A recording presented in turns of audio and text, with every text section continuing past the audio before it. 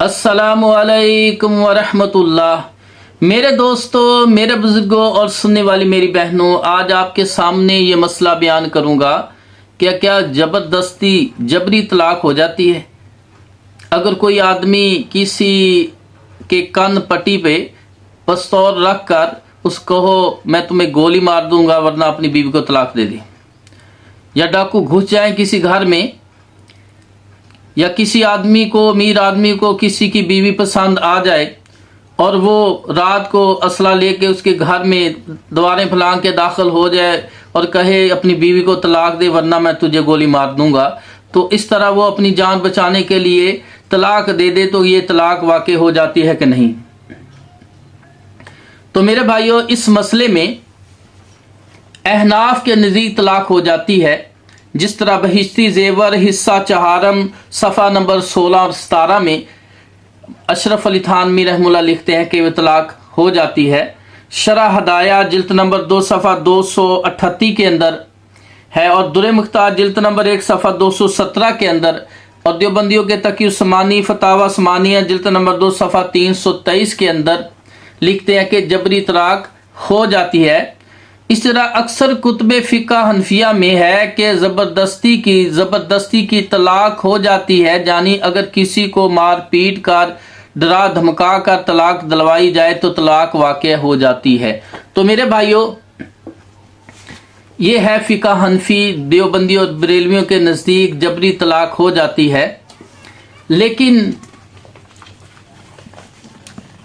معتبر اور صحیح سند سے جو خلفائے راشدین کے اقوال ہیں، جس طرح متعدد معتبر روایات سے مروی ہے کہ اگر شوہر سے زبردستی طلاق حاصل کی گئی ہو تو حضرت عمر فاروق رضی اللہ تعالی عنہ، حضرت عثمان غنی رضی اللہ تعالی عنہ اور حضرت علی رضی اللہ تعالی عنہ اور عمر بن عبدالعزیز رحمہ اللہ اس طلاق کو کال عدم اور غیر واقع مانتے تھے۔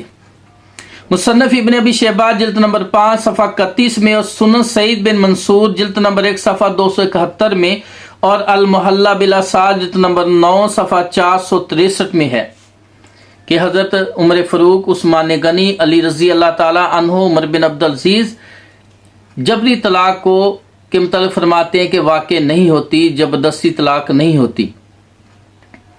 تو میرے بھائیوں، مزید تفصیل کے لیے قرآن مجید کی ایک آیت ہے، سورہ نحل آیت نمبر 106۔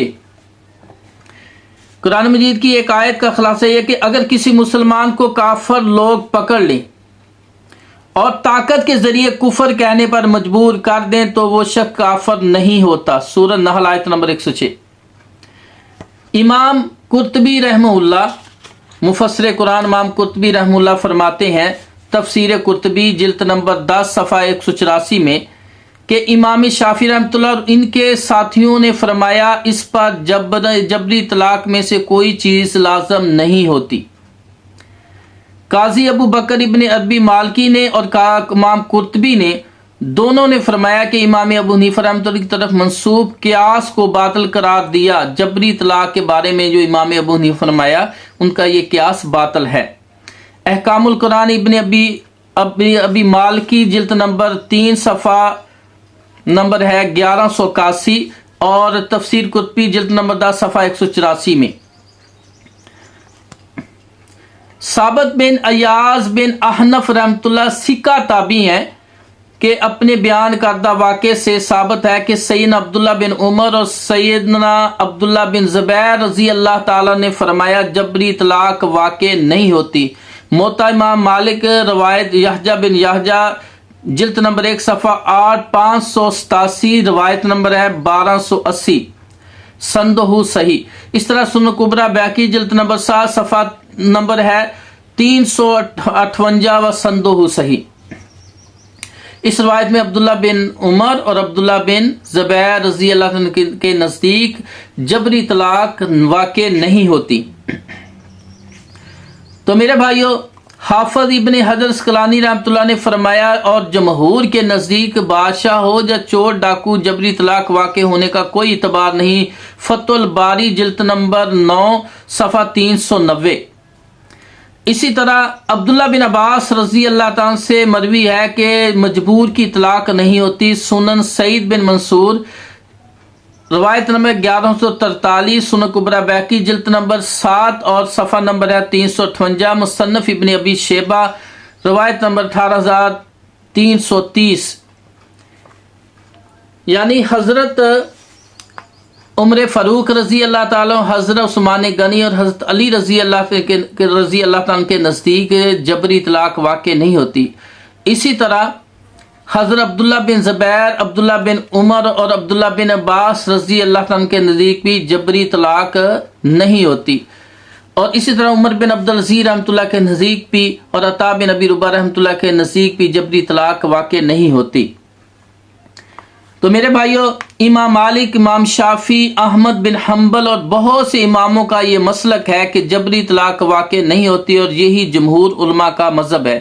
امام ابن تیمیہ رحمۃ اللہ مجموعہ فتاوی ابن تیمیہ جلد نمبر 10 صفحہ نمبر 33 میں لکھتے ہیں، مجموعہ فتاوی ابن تیمیہ جلد نمبر 33 صفحہ 110 میں لکھتے ہیں کہ امام مالک، شافعی، احمد بن حنبل اور بہت سے اماموں اور جمہور علماء کا یہ مذہب ہے کہ جبری طلاق واقع نہیں ہوتی۔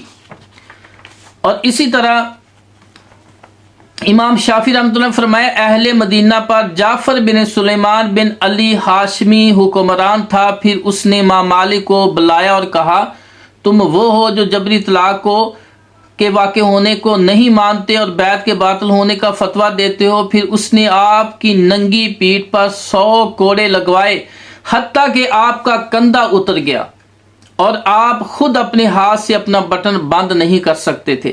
اداب شافعی ابن ابی حاتم صفحہ نمبر 156 و سندہ صحیح۔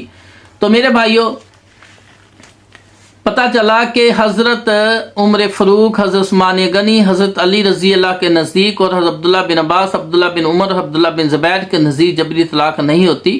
اس طرح عمر بن عبدالعزیز رحمہ اللہ اور امام مالک، امام شافعی، احمد بن حنبل کے نزدیک بھی جبری طلاق واقع نہیں ہوتی۔ اور بہت سے محدثین نے جو امام ابو حنیفہ رحمۃ اللہ نے کیا جبری طلاق واقع ہو جاتی ہے، اس کو باطل قرار دیا، اس کے قیاس کو۔ تو میرے بھائیوں، نبی پاک صلی اللہ علیہ وسلم سے ایک روایت جبری طلاق واقع نہیں ہوتی، لیکن اس کی سند ضعیف ہے۔ تو خلفاء راشدین کے عمل سے، تابعین اور تبع تابعین اور ائمہ ثلاثہ کے عمل سے ثابت ہوا کہ جبری طلاق واقع نہیں ہوتی۔ اور ویسے بھی میرے بھائیوں، جب کوئی آدمی بھی اگر اس طرح واقع ہو جائے تو کوئی آدمی کسی کی عورت بیوی پسند آئی ہے، خوبصورت لگی ہے، اچھی لگی ہے، تو وہ اصلے کے زور پہ اس کو گواہ کر لے اور پھر اس کو کہے کہ طلاق دے اس کو، تو اس طرح تو اکثر طلاقیں ہو جائیں گی۔ تو میرے بھائیوں، اس طرح جبری طلاق واقع نہیں ہوتی۔ اللہ تعالیٰ سے دعا ہے اللہ ہمیں صحیح کتاب و سنت پر عمل کرنے کی توفیق عطا فرمائے۔ وآخر دعوانا ان الحمد للہ۔